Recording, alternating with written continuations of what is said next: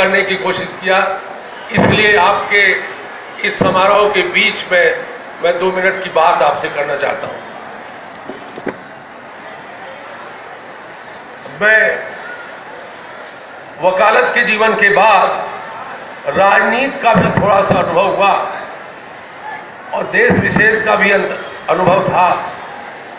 मैं धीरे धीरे इस मत पर पहुंचा हूं कि देश और भारत और संसार की अगर तरक्की हो सकती है तो सिर्फ शिक्षा से।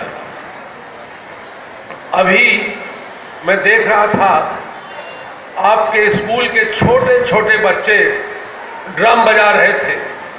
मैंने प्रिंसिपल साहब से पूछा कि ये बच्चे आपके स्कूल के हैं, तो मुझे इसमें बड़ी प्रसन्नता हुई। इन्होंने कहा जो भी कार्यक्रम हो रहा है वो सब स्कूल के बच्चे कर रहे हैं, और ये भी मुझे बताया कि यहाँ तक कि जो गीत लिखे हुए हैं वो सत्यनारायण परिहार ने लिखे हैं, वो भी मेड इन चित्रगुप्त कॉलेज है।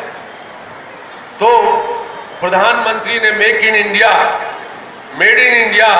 का एक मिनी स्वरूप मैंने देखा, और साथ में बहुत एक लड़की और बच्चों ने जो नोटबंदी में बात किया, कोई बड़ा, ये कोई नहीं कह सकता कि बुंदेलखंड और राठ भारत से या विश्व से पीछे है, जो नोटबंदी की भी बात कर रहा है।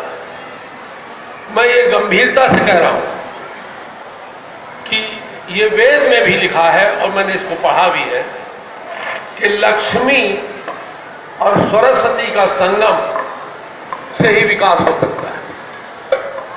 अगर सिर्फ लक्ष्मी है तो भी विकास नहीं होगा।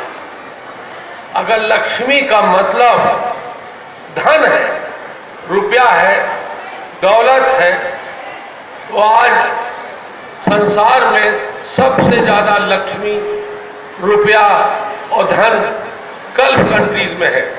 इराक, सूडान, दुबई, जहां जहां ये तेल मिल रहा है वहां बहुत अपार लक्ष्मी है, वो गिन नहीं सकते कितना लक्ष्मी। लेकिन कोई पढ़े लिखे नहीं, एक दूसरे को मार रहे हैं, और जो हाल आपने देख लिया है वो समझने। मैं खुद सीरिया गया था, इतना सुंदर देश था, जीसस क्राइस्ट की पहली औलाद वहां से निकली थी। मोहम्मद साहब के भतीजे वहां गए थे, आज वहां तोप और गोलों का अंगार है। तो जब तक लक्ष्मी के साथ सरस्वती नहीं है, हालांकि बड़ा मैं कठिन टॉपिक में घुस रहा हूं, क्योंकि बुंदेलखंड में मैंने अनुभव किया कि अगर दंगल का आयोजन हो तो लोगों को बड़ा मजा आता है, ये मैंने देखा। लेकिन ये बात बहुत सामयिक है। मैं ये कह रहा था, अभी एक संस्कृत में चिन्मयानंद का एक लेख मैंने पढ़ा जिसका इंग्लिश ट्रांसलेशन, एक सुनिएगा, बड़ी अच्छी किस्सा बता रहा हूं आधे मिनट की। एक गधे को सोने की ईंटें लाद करके गर्मी में कोई ले जा रहा था। वो जो गधा था, ये संस्कृत का है, कोस रहा था कि मेरे मालिक को देखो, जाने कहां का कूड़ा हमारे सर पीठ पे रख दिया, हमें इसको नहीं ले जाना। और वो कोस रहा था और गाली दे रहा था। तो दूसरा गधा से पूछा, तुम इतने नाराज क्यों? उन्होंने कहा, देख लिए ये सब कूड़ा मैं लेके जा रहा हूं। तो उसने बताया कूड़ा नहीं है, ये सोने की चांदी और सोने की ईंटें। तो उसने कहा क्या होता है? और ये स्टोरी बहुत लंबी है। मॉरल स्टोरी इसका ये है कि अगर आपके पास दिमाग नहीं है, सरस्वती नहीं है, तो आप उसी गधे के समान सोने की ईंटी लेकर चल गए। हमको बड़ी प्रसन्नता हुई कि बच्चों का एक स्कूल राठ है ऐसी जगह में। अभी मैंने ऊपर ऑडिटोरियम देखा